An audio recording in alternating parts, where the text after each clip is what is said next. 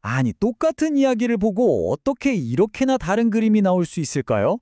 오늘 하나의 고대 신화가 두 거장의 손에서 얼마나 다르게 해석될 수 있는지 그 흥미진진한 이야기에 한번 따라가 보겠습니다. 진짜 신기하죠? 그러니까 한 사람은 이카루스를 보고 와, 정말 용감하다고 생각했는데 다른 한 사람은 아이고, 저 어리석은 친구 이렇게 생각했다는 거잖아요. 어떻게 똑같은 걸 보고 이렇게 정반대의 생각을 할 수 있었을까요? 자, 그럼 이 두 그림을 제대로 이해하려면요. 모든 것의 시작점, 바로 그 원작 스토리부터 다시 한번 살펴봐야겠죠? 아마 다들 들어봤을 거예요. 하늘을 날고 싶었던 소년, 이카루스의 비극적인 이야기 말이에요. 이 모든 비극은요, 사실 너무 뛰어난 재능 때문에 시작됐다고 할 수 있어요. 천재 발명가 다이달로스가 있었는데 미노스 왕이 이 사람의 재능을 다른 데 뺏기기 싫었던 거죠. 그래서 아들 이카루스랑 같이 높은 탑에 그냥 가둬버린 거예요. 탑에 갇혀서 할 수 있는 게 뭐가 있겠어요? 그저 창밖만 멍하니 쳐다보는 거죠. 그런데 어느 날 자유롭게 활활 날아다니는 새들을 딱 보는데 바로 그 순간 다이달로스의 머릿속에 아이디어가 번쩍하고 스치는 거예요. 그래, 날개! 우리도 날개를 만들면 탈출할 수 있겠다! 생각이 떠오르자마자 바로 실행에 옮깁니다. 주변에 막 떨어져 있는 새 깃털들을 하나하나 모으고요. 양초에서 녹아내린 밀랍을 풀처럼 써서 이걸 다 붙이는 거죠. 그렇게 아들 것, 자기 것 두 쌍의 날개를 뚝딱 만들어내요. 드디어 탈출하는 날이에요. 얼마나 떨렸을까요? 근데 아빠는 아들이 너무 걱정되는 거예요. 그래서 날아오르기 직전에 정말 중요하고도 어쩌면 목숨이 걸린 딱 한 가지 경고를 합니다. 근데 여러분, 한번 상상해 보세요. 태어나서 처음으로 하늘을 나는 기분이 어땠을까요? 막 심장이 터질 것 같지 않았을까요? 이 짜릿함에 취한 이카루스는 그만 아버지가 그렇게 신신당부했던 말을 새까맣게 잊어버리고 맙니다. 더 높이, 더 높이, 마치 태양에 닿을 것처럼 그렇게 끝없이 올라가던 바로 그 순간, 뜨거운 태양열에 날개를 붙였던 밀랍이 스르르 녹아내리기 시작한 거죠. 자유를 향한 꿈은 진짜 한순간에 악몽으로 변해버렸고 이카루스는 그대로 차가운 바다로 떨어져 버립니다. 자, 여기까지가 우리가 아는 이카루스의 비극적인 이야기입니다. 바로 이 이야기가 오늘 우리가 만나볼 두 명의 위대한 화가 앙리 마티스와 마르크 샤갈을 만나면서 완전히 새롭게 태어나게 됩니다. 과연 두 사람은 이카루스의 추락에서 대체 뭘 봤을까요? 바로 이 지점에서 두 사람의 생각이 180도 갈리는 거예요. 마티스는 이카루스를 보고 와, 저 용기 좀 봐. 저건 위대한 도전이야 라고 생각했어요.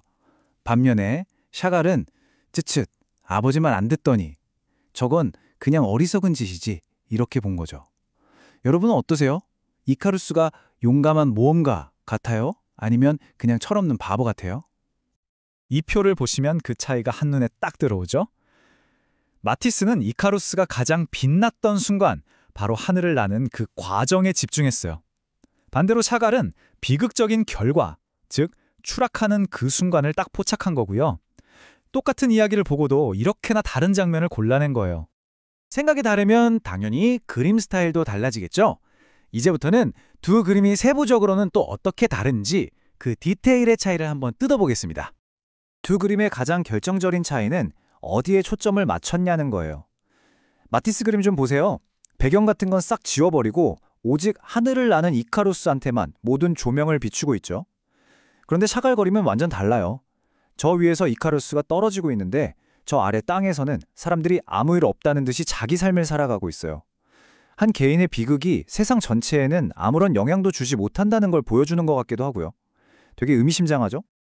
자, 이제부터가 진짜 중요합니다. 특히 시험 준비하는 친구들은 집중! 이 두 화가의 다른 생각을 우리가 영어로 표현하려면 몇 가지의 핵심 표현을 알아야 하거든요. 이게 그냥 단어가 아니라 두 그림의 차이를 정말 명확하게 보여주는 열쇠 같은 역할을 해요.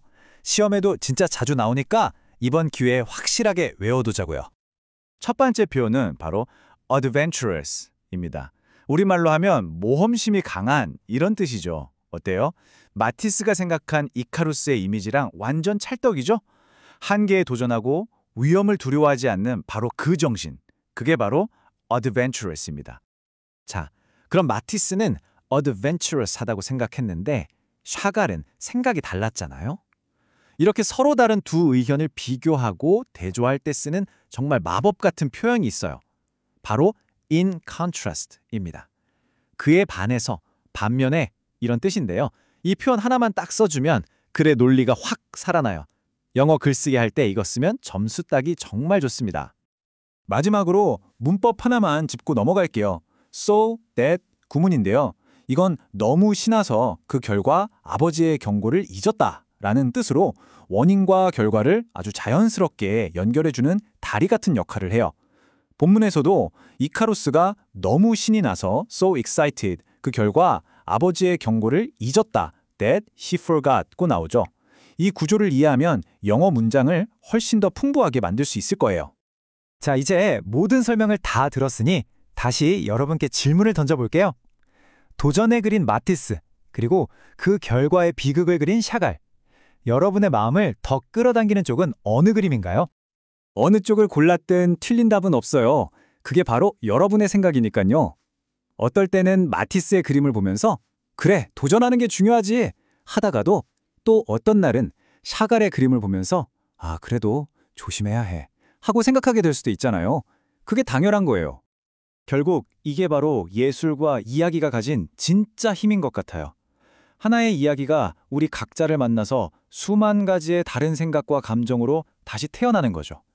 위대한 예술 작품은 우리에게 이게 정답이야 라고 말하는 게 아니라 너는 어떻게 생각해? 라고 계속해서 질문을 던지는 것 아닐까요? 이제 여러분도 주변의 이야기들을 여러분만의 눈으로 한번 새롭게 바라보는 건 어떨까요?